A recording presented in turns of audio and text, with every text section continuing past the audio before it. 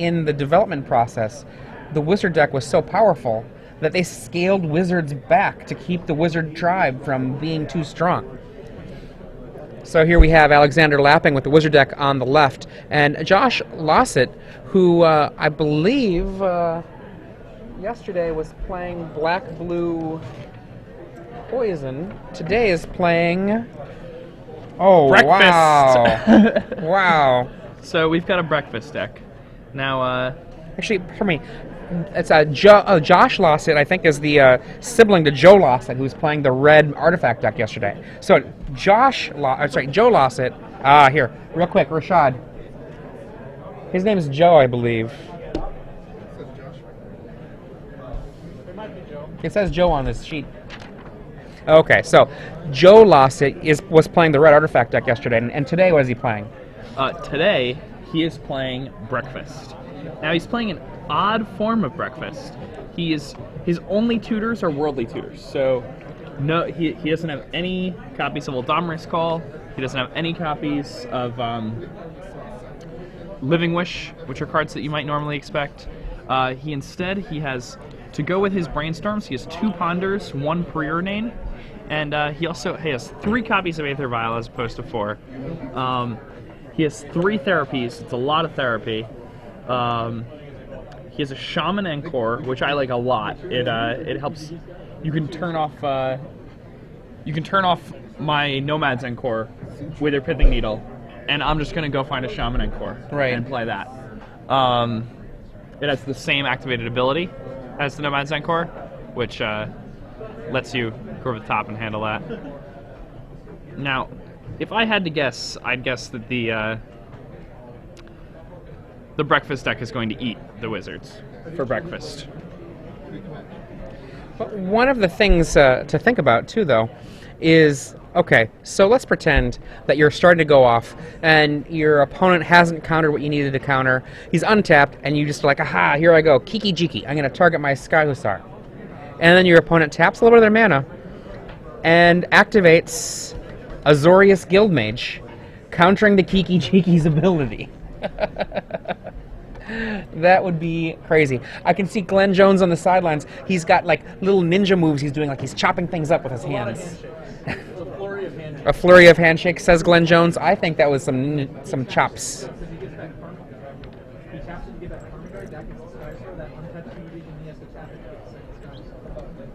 Okay. One of the things that's really cool about Legacy as a format, and part of the reason why it's one of my favorite formats, and perhaps my favorite format right now, is just the sheer variance in terms of like different archetypes. Archetypes are just so plentiful. There's so many different decks someone could play. Yeah, I mean, you can basically play whatever you want to. That's why this format's so good.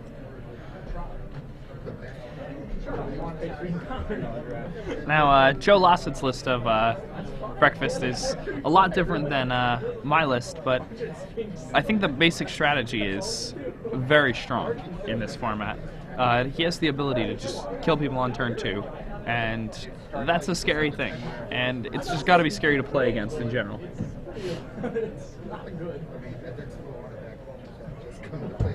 Now, Alex's deck is just hilarious. This wizard deck. Now, I mean, there are a lot of things that this deck can do well, though, and there are a lot of decks where he can handle things that most people could not. So, I'm excited to see how this works out. It does look like a budget list, but that doesn't mean it's not necessarily good. I can think of other budget lists that have done well in the past. French national champions playing Scalding Tarns instead of Terramorphic Expanses. Basically playing a budget list of yours. Pyromancer's Ascension. Or playing, I should say, the slightly barely beefed up version of your budget list. Here for Alexander, besides finding out about what's going on in the world from somebody,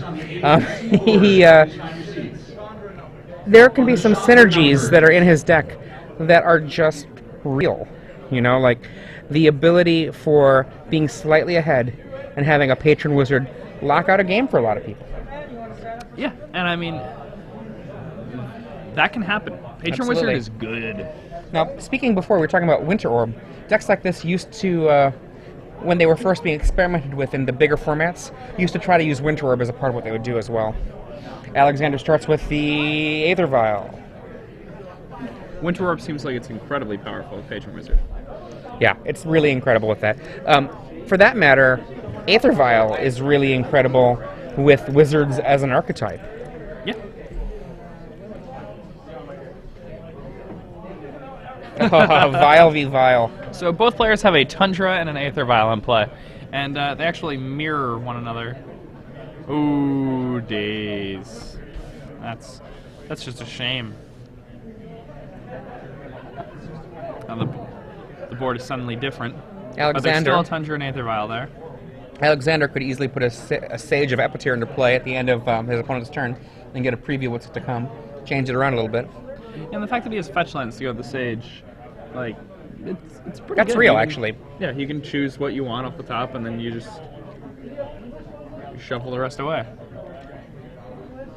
Sort of like the Halimar Depths sack land that happens in Standard fairly occasionally. Yeah.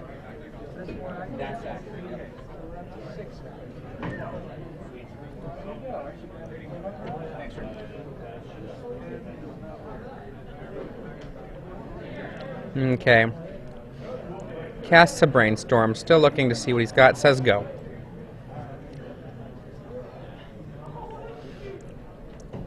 Joe looks like he has a Force of Will in his hand. That Force of Will might not get much use with that Aether Vial in play.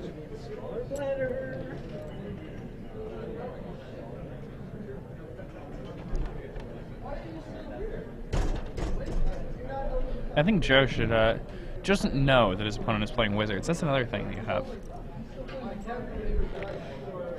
This isn't the top 8, so I mean, there'd be no reason for Joe to have that information at this point, right?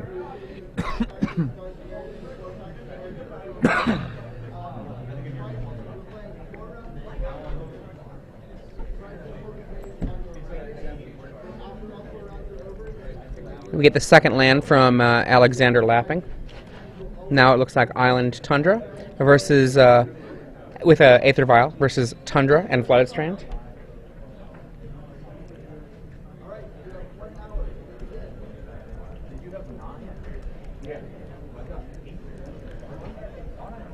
Yeah, the fact that Alex has this Wizard deck, like, people are probably going to be playing around a lot more counter magic than he actually has. Absolutely, absolutely. Like, people are going to be playing around Force. People are going to be playing around all these things, and he doesn't have any of those. Like, he has Daze and no Force. Right. So things like you don't expect.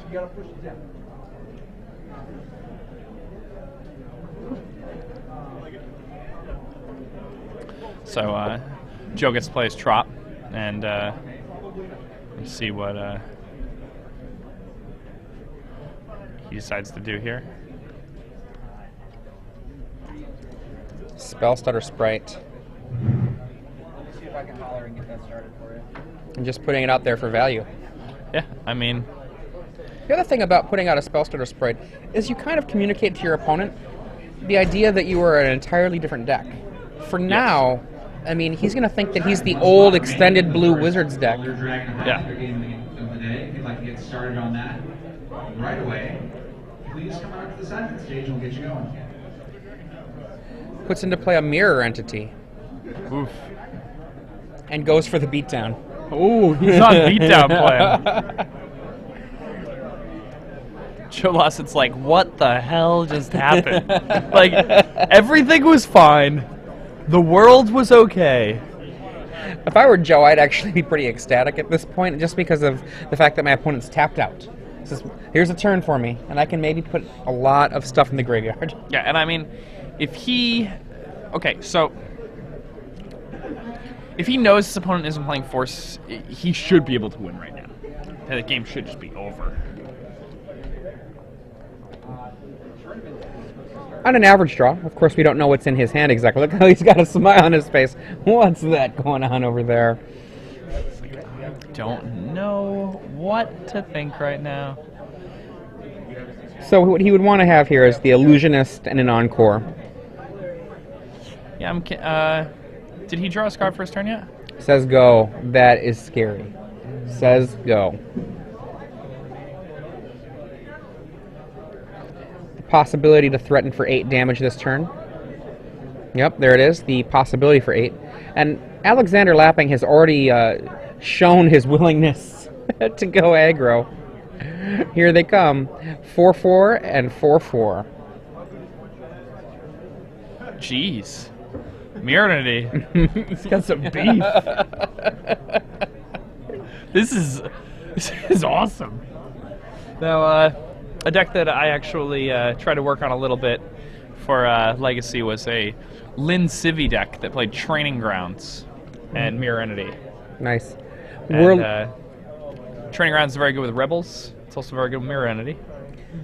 Worldly Tutor from Joe resolves. He starts looking for something. One half of the combo, whichever one he probably doesn't have already. Hopefully, it's only one half he's looking for. Yeah. It'd be pretty odd if he needed multiple halves of the combo.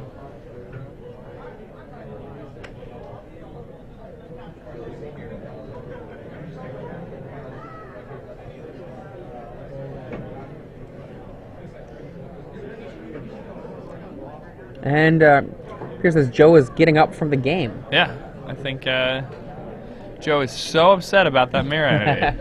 I imagine it might not be surprising that he's consulting with a judge, having to ask a question. Yeah, he's probably like, I wouldn't like. Once I see a very mirror, easy to be confused there. Once I see a mirror entity, I would be like, okay, so what if my opponent has, and then I might come up with some card and be like, what if my opponent has Vendilion Click? Can he do this if he does this with the Aether Vial? I mean, it is taking a moment to think about the possibilities that could come out of a deck that clearly is running strange cards. Yeah, I mean, a mirror entity is not something you expect. Right. You know, like, yeah. And it's just, especially like when you, like, what if he taps out? What if he plays Brainstorm before he combos? Mm-hmm. And then he taps out for the last combo piece, and his opponent vials in a Patron Wizard and counters it. Right, and as we suspected, our information from the wise guy on the street, Rashad Miller, is that he's getting a check on the card wording, and there's something else. Well, we'll find out as soon as we find out what is what's happening. About Rashad? That he's the wise man on the street. What are you talking about? The street? That's about. I don't know, man. All right. Joe is it looked like an encore to me. And okay, so Joe goes and finds a Nomad Encore. Yep. Now the way this combo works here is Joe is going to play a Cephal Illusionist and this Nomad's Encore, and he's going to use the Nomad's Encore activated ability to target the Cephal Illusionist until he mills his entire deck and puts the entire thing into his graveyard. Quick check from Joe about the status of the Aether Vial. Yep. 3 counters on it currently. And I think you just go for it. And at this point, you've seen enough weird stuff that, well, I'm going to sacrifice the special interest. That's fine. That seems totally reasonable to me.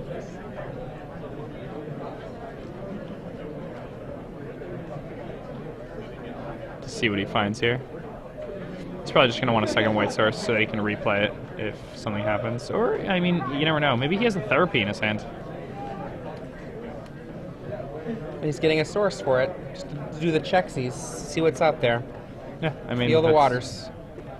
It's a good idea. And I think Alex is just dead. Yeah, Joe has a Therapy. Joe can just Therapy. He's probably going to Therapy naming Force. If Joe therapies, then Alex is not dead.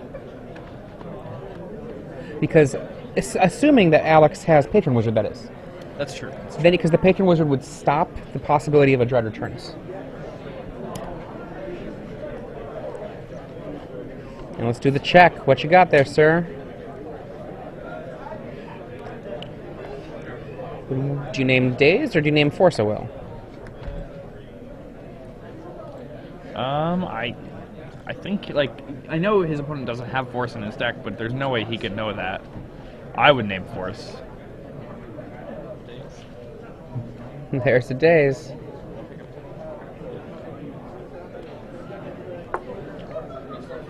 Now I've got to think, do I pay for this, or do I just let it happen and try to go for it?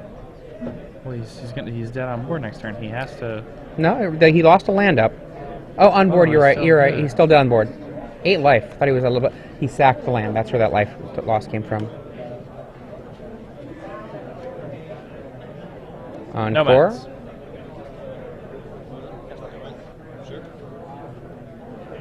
Illusionist. That's an Archamoeba. That is, in fact, an Archamoeba.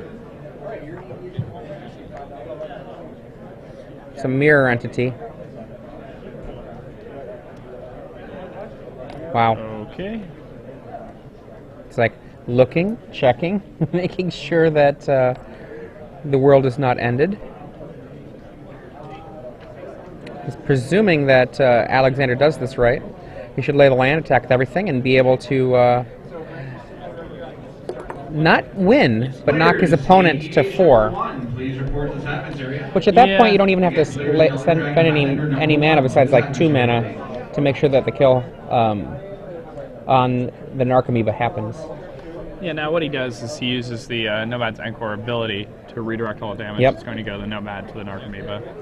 And then... Here's going to be a 2 mana activation. What does that do? Okay, it's going to make it so that his guy survives. And 2 mana to make sure that his own team survives. The kill is still there for another turn. Oh, 3 mana for reasons that remain mysterious.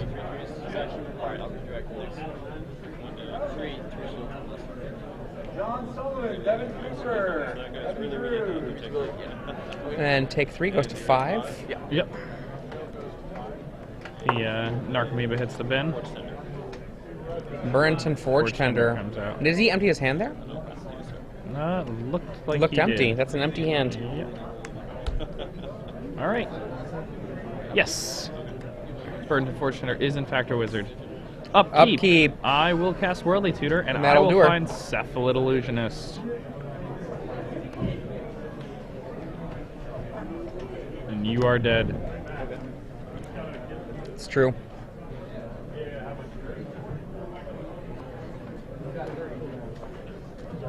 Again, for those of you who don't know how this deck wins, it uses the Nomad's ability to target the Cephalid Illusionist many times until your entire library is in your graveyard.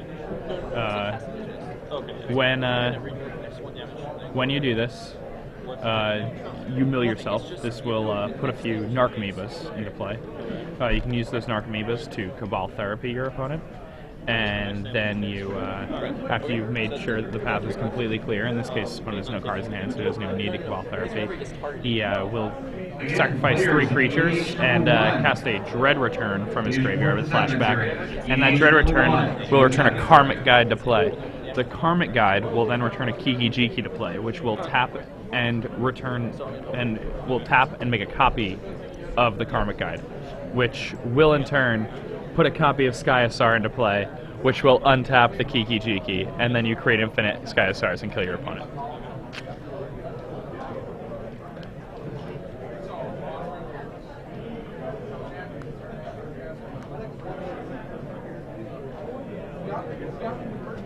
Right now he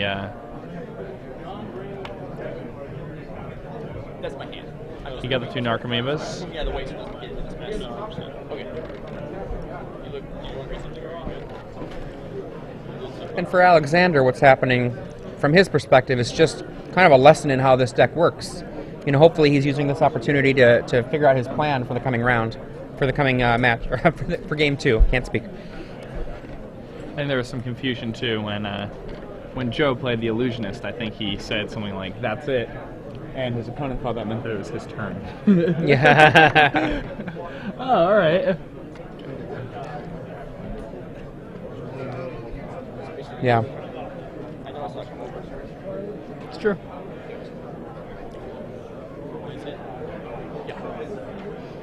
There's a Dread Returns, which will eat the various creatures who aren't as useful any longer. You know, I can't quite tell where his in play is and where his graveyard is. Looks like a... Oh, Karmic Guide. I remember this thing. Where's your survival of the fittest?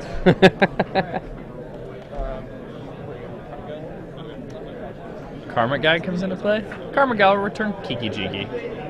Kiki Jiki comes into play. Kiki Jiki will copy Karmic Guide.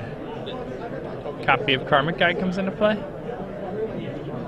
Your Karmic Guide will make a Sky Hussar. Okay, what does this do? What does this do? I'm not forecasting it. It's just. It makes a lot. It makes a lot. So you know there's one Sky Hussar on the table? Well, now there's 2. And now there's 3. And so on and so forth.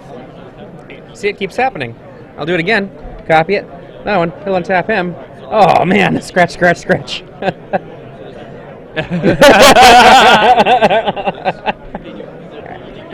Yeah. Oh, man. What does that do? Really? Really? This is so confusing. I had you dead next turn.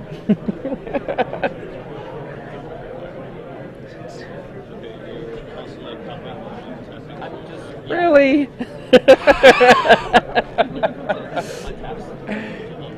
No, it doesn't work.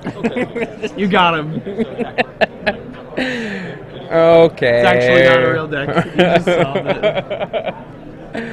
Okay. Now, Now we're going to go to the sideboard where Alexander Lapping has 4 Force of Wills. ooh, the Forcer on the board. Yeah, the Force of Wills apparently are for when he actually has to fight somebody over important spells. He also has Stern Protectors? Stern Proctor. Stern Proctors. Okay. Yeah, I didn't know it. Yeah, I know it's Stern Proctors. I thought it was Stern Protector, and I know it. I just didn't know. So besides Force of Will, the other relevant cards that I think Alexander Lapping has in his sideboard are Relic of Progenitus and Torment Script. Yeah, that was confusing. Now, conversely, Joe Lossett Has Abeyance, which is kind of like a cantrip Orum's Chant. Yep. It's a pretty good spell when you're trying to protect your combo. He has Lawan. He does. He has a Cephalid Empress. And what's so crazy is that from what he saw from his opponent, he saw like more than half white creatures. Yep. Do you think he even brings in Lawan? Well, I mean, I think you might, just because a Lawan can still stop a Spellstormer sprite from coming to party. That's true. I mean, I'm sure Alex has not fought Lawans today. Maybe he did, but it seems very difficult for him to beat a Lawan. So, I mean, he has to fight Lawan the way he fights a lot of stuff, with the Aether Vial. yeah. That's very true.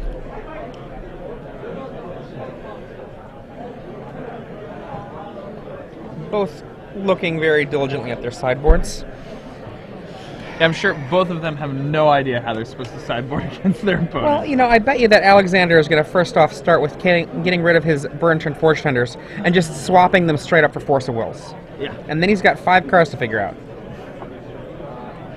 Because, I mean, he saw his opponent's graveyard strewn across the table like a tornado had just come through.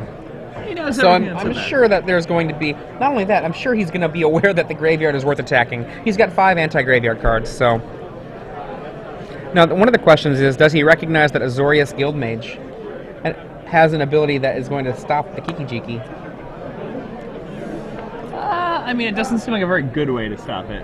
That's still pretty good. You get an Azorius Guildmage in play, and then the combo can't go off.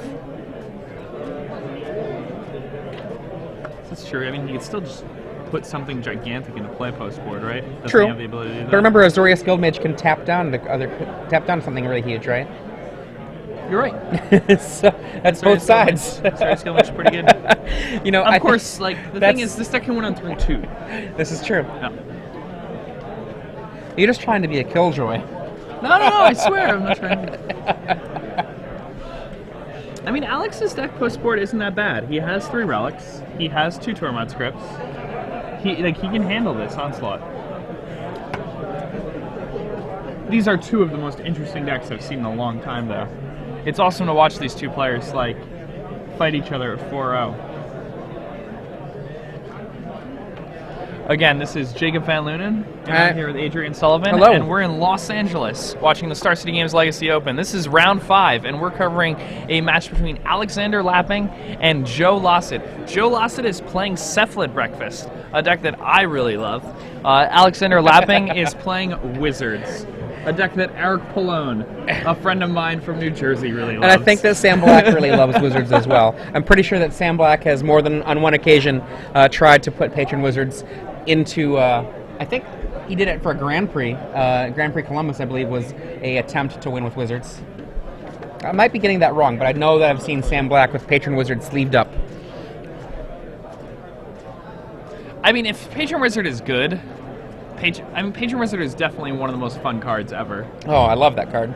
Well, the thing is if you love Patron Wizard, you are just a born stasis player. You just don't know it yet. I don't know. I don't know. Patron Wizard's like funny though. Stasis is anything but funny. Stasis has funny art. It does have funny art. It's true. That just made it like more frustrating, right? Yeah, okay, they're like stick figure clowns riding a seesaw. And I can't play these spells forever. You know, like what Stasis' art says to you is that you're not playing Magic anymore. Okay, back down to the looking at the opening hands. Joe seems satisfied with his hand. And Alexander Lapping starts off with the sacking of a either Scalding Tarn or Misty Rainforest. Gets a Tundra. Sage of Epicure. one can only hope. Or no? Maybe he, Joe is not going to expect this Sage at all. Boom. Curse Catcher. That's like a little bit better. A little bit better than Sage of Epicure.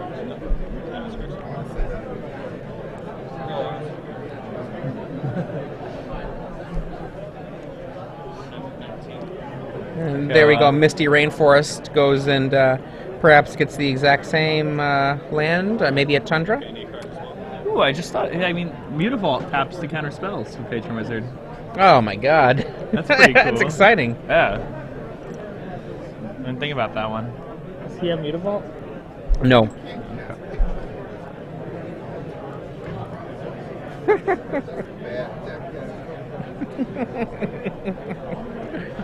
Rashad is dressing down JVL for that suggestion. Yeah. Rashad says that you can't cast a Patron Wizard with a Mutavault. That's just bad deck design.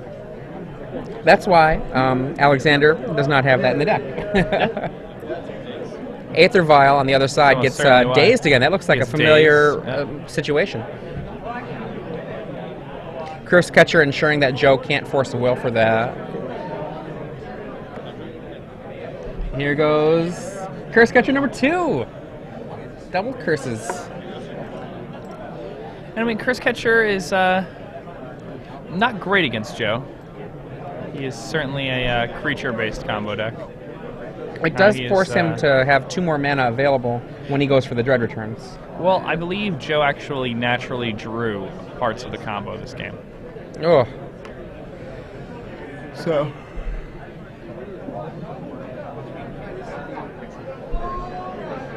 Alexander comes in. Attacks to 16. He's going to crack Joe down to 16. He's going What do we to got play there? a Brainstorm Brainstorm. main phase.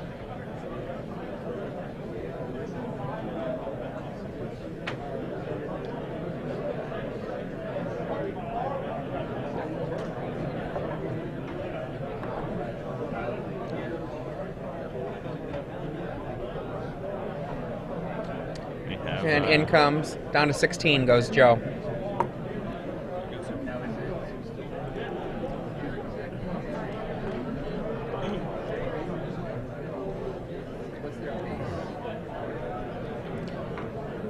Joe thinks, then Did he lay a land there or no? No, Joe hasn't played a land in like 3 turns.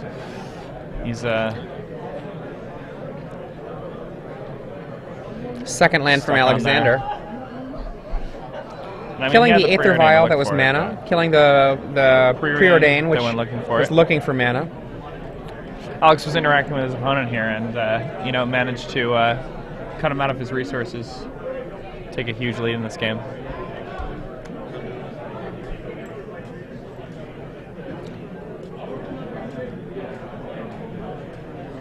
It wouldn't take very much effort from Joe to stabilize this beatdown, though. A land and a Cephalid Illusionist. Is Illusionist a 1-2 or a 1-1? He's a 1-2. Yeah, 1-2. Participants. Yeah. A Squire is big enough to stop a Curse Catcher. It's true. Round 1 are now hosted. Relic. Once again, round 1. Choose. And Relic of Progenitus is one of those cards that, some of the lists of breakfasts that don't have repeal can have real trouble Yeah. with a card like Relic of Progenitus. Now, Joe is not just dead to a Relic of Progenitus. He has Krosan Grips and Kasali Pride Mage that he has access to.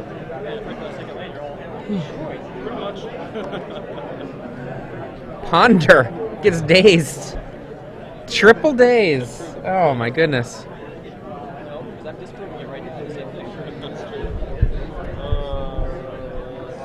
Down to 12. Only 6 more turns. Rashad chimes in from off camera and exclaims that Joe should have been using the Don't Daze Me Bro sleeves.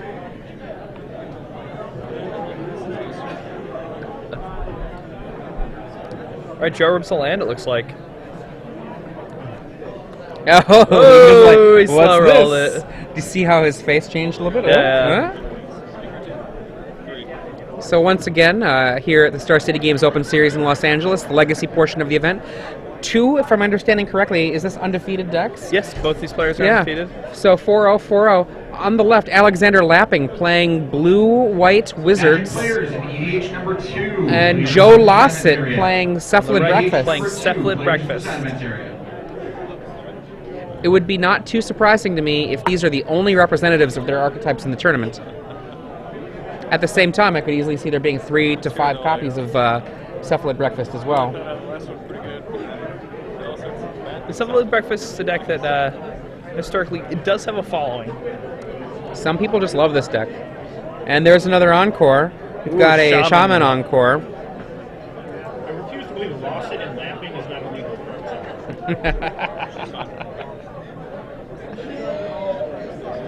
Maybe this is when they meet.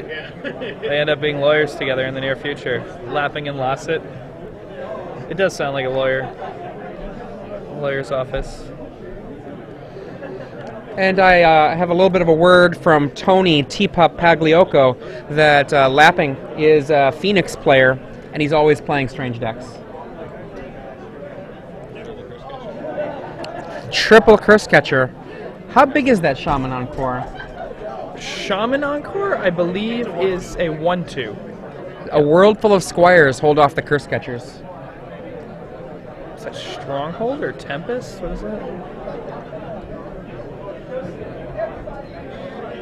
Stronghold, okay.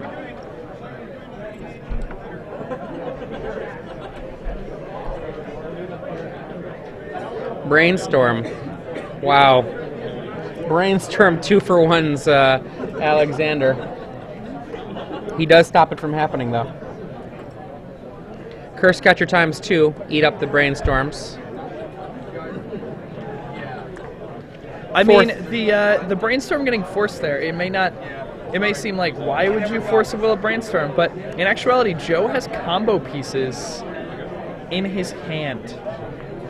If he can't brainstorm them back to his graveyard, he can be in a world of trouble.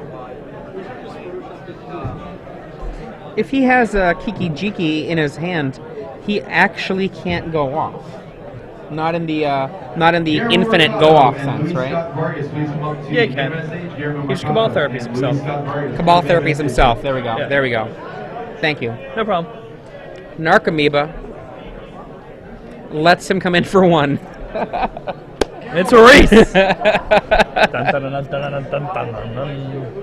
Oh, he does not only have Kiki Jiki in his hand, though. He also has the Sky Stars. So those turns where he wasn't drawing lands, he was drawing really bad cards. The Sky Star, at least he can cast. Yeah, I guess you're right. Once he gets to infinite mana. It's only 5 to cast, so... But when you're struggling to find your second land, 5 can feel like a lot. Looks like... Joe takes a quick look at his Narcomoeba, make sure it doesn't have any other abilities. Oh man, Patron Wizard? Devin Cooper in the room. Devin Cooper. Oh man. I feel like Patron Wizard is I such would a good get spell. Patron Wizard if I were a Magic card. For like half an hour now.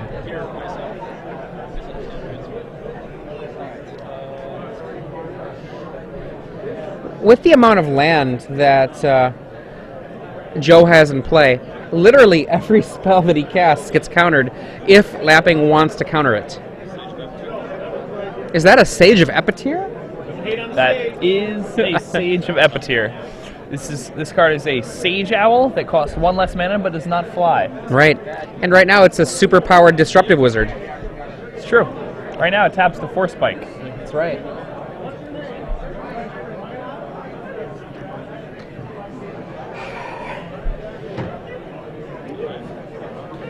And what do we have there? Is that a Scalding Tarn? It is a Scalding Tarn. That works pretty well in Sage of Epicure. Right. Gets the Halimar Depths Scalding Tarn effect.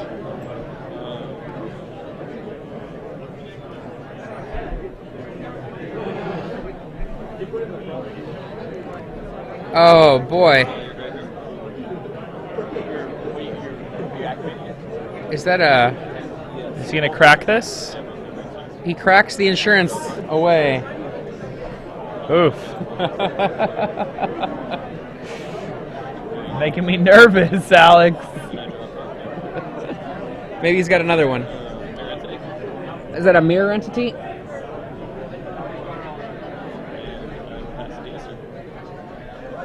He's concerned with the kill now. That's what he wants. He's ready to go for it. 4 wizards does mean it's going to be hard for Joe to resolve anything of use. I mean, he's stuck on 2 lands. He's out. They're going to game 3 for sure.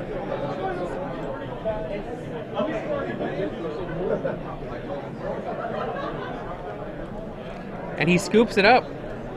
Patron Wizard. Patron Wizard takes another one. Patron Wizard is pretty good. ESPN checkmark.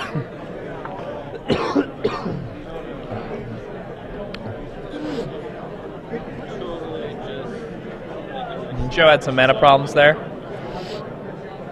He had some untimely draws with key combo pieces in those spots.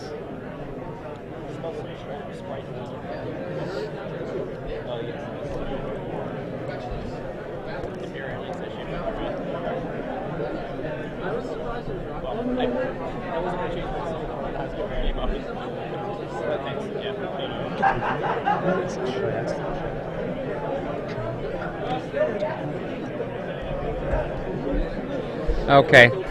So, now that Joe Lossett has seen a little bit more of Alexander Lapping's deck, it's possible that he's going to see that Lawana as a useful potential card to bring in, if he didn't already have it.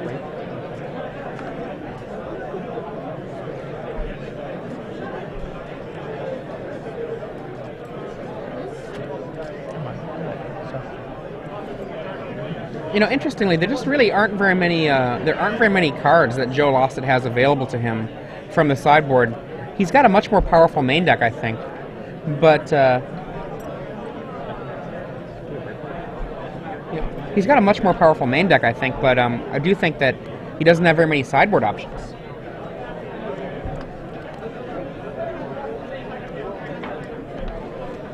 Excitedly stepping into the booth is the ninja chopping coverage master himself, Glenn Jones. For coverage Cuisinart? Exactly.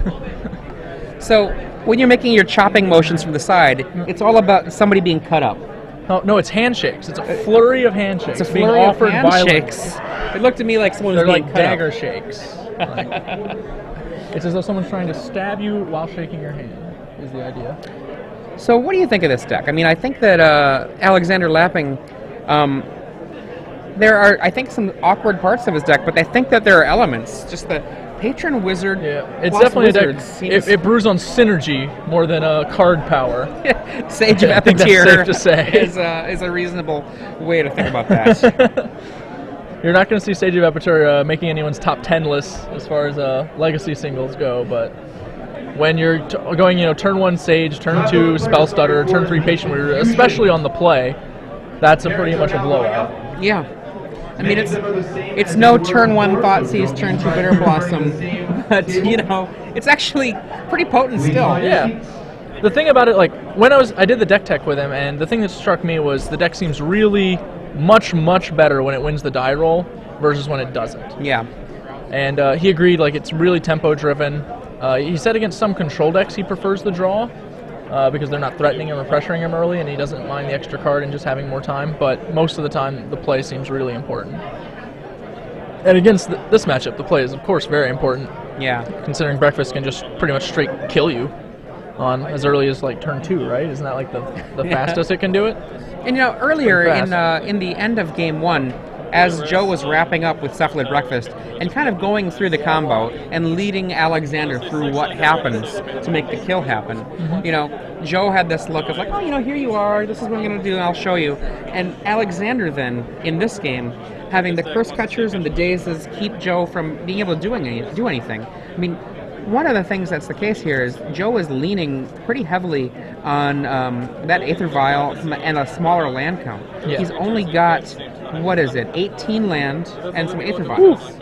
So when he had his Brainstorms and his Ponders and his Preordains all dazed, he just stuck there on one land, and then the Patron Wizard hit, and suddenly, even though he gets up to 2 lands, the Patron Wizard is just locking things out. A Sage of Epicure comes and tutors up I believe a Mirror Entity, and there we go.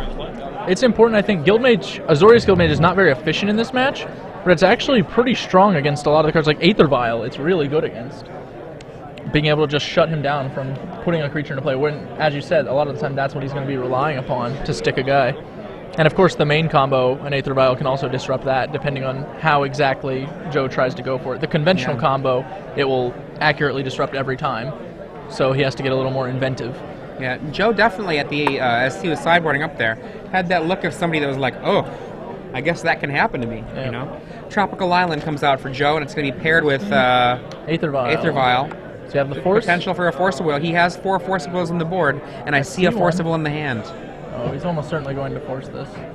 I hope that he sees the Force as the best call here.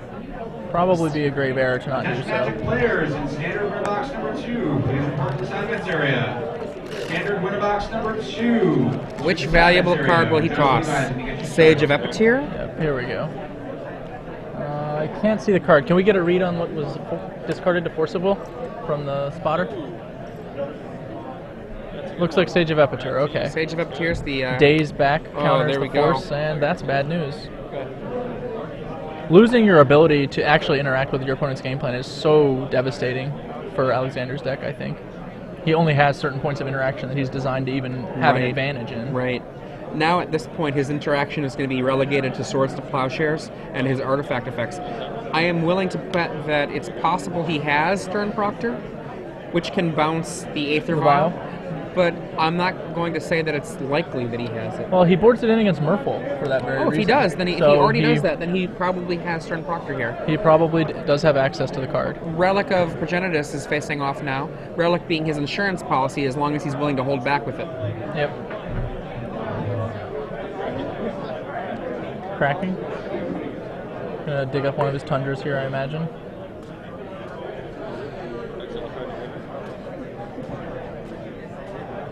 Removing the last card that wasn't a relevant card in the graveyard. Right.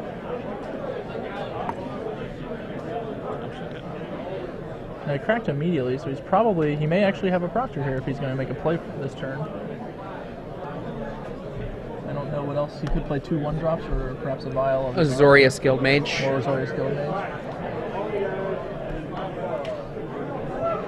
I see it looks like perhaps a Swords to Plowshares in his hand. Am I misreading that? He passed, so perhaps he just maybe he's unfamiliar with breakfast enough to want to play around things like Stifle or whatever he doesn't need. There we go. Second land.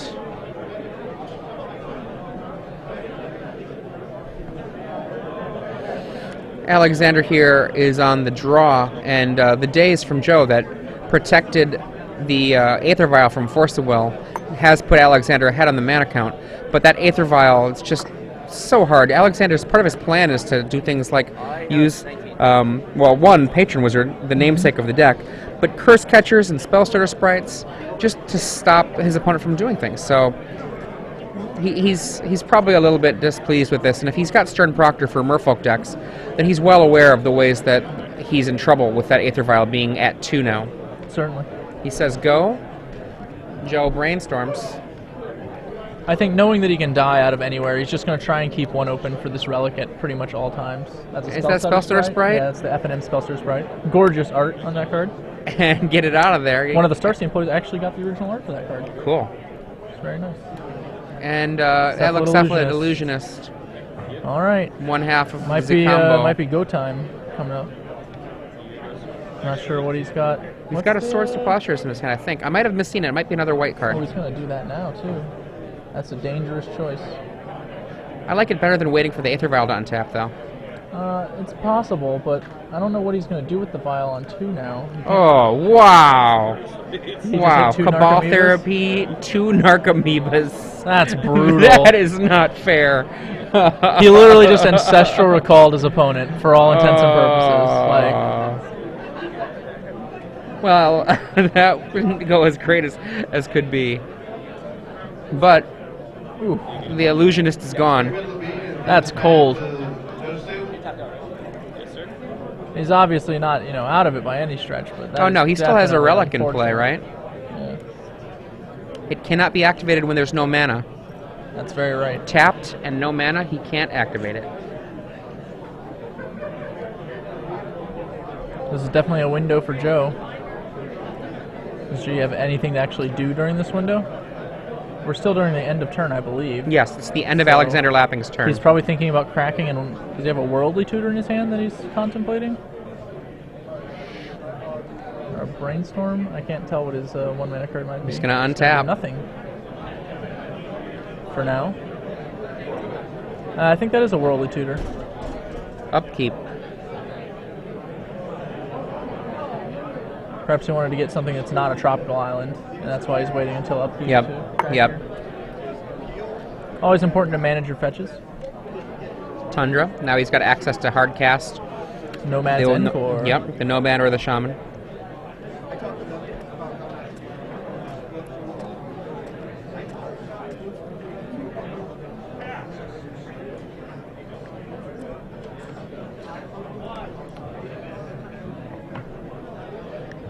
Here comes the Worldly Tutor.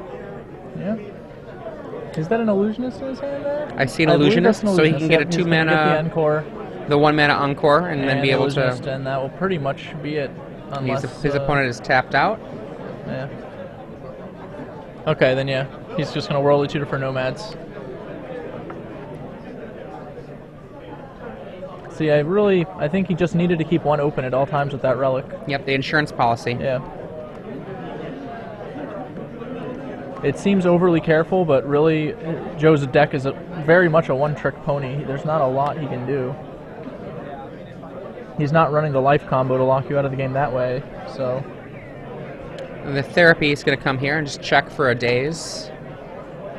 Actually, it needs to be 2 dazes that would be able to save Alexander, but the Therapy would hit him both if he names daze. Yeah. There you go. As you can see, there's the combo. Players in Legacy Open, that is the time of the round. Again, Legacy players. Alexander's they're deciding whether he's gonna go through with it or not, or He's like, show me, whether Joe show has, me. Because as was mentioned earlier, it is possible for this combo to fizzle. One of my favorite ways to get match wins in a PTQ format past against Bubble Hulk was literally just to make my opponent play it. because Bubble Hulk was a relatively complicated combo, and people would mess it up all the time. Sack something wrong to carry and feeder at the wrong time. Same basic thing. Joe's explaining what he's going to do now, hoping to avoid the show, but Alexander, of course, has every right to ask him to just, hey, please kill me. Just go ahead and show me. That's it. Just you show me. You know how to do it. Maybe your Sky Hussars in your hand. These things have happened before. He just put his graveyard into the library. That's not how that works. No, yeah. Yeah.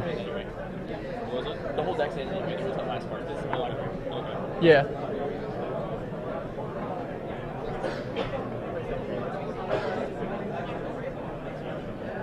I'm going to verify that things get done. Oh, whoa! He just changed his library order. Tell the judge to stop them. Tell the judge to stop them. Stop them. Whoa. Okay. You know, the issue there is that You can't just if the library win it, was in the same order, that would be easy. But he shifted the library order, and like I don't know if Joe is aware that there's actually a cost that's associated with that. Is that Well, it's not a cost. It's when Cephalid Illusionist becomes targeted, you mill 3. right? Or the player who does so mills 3. So we're just verifying. I'm sure. I'm just making sure of the combo.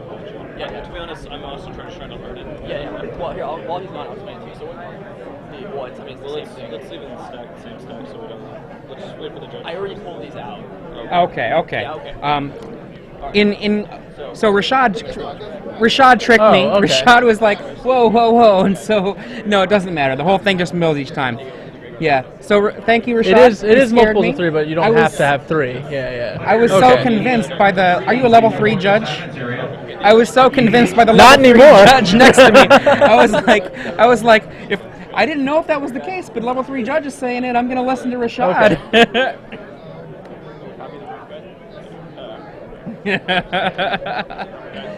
Okay. So Rashad's going back sorry to for pushing that buttons. for that wolf crying alarm that I was showing, but I definitely got fooled by Rashad's concern. All right, and now we've And that's demonstrated it. action. Rashad's smiling face will Yes. be attacking in many, many forms. Exactly. Oh, wow. Yeah. God, if he really just needed to keep that relic open. Yeah. Oh, well. One of the things I think a lot of people sometimes forget is that when you're playing Magic, it's not just your game plan. It's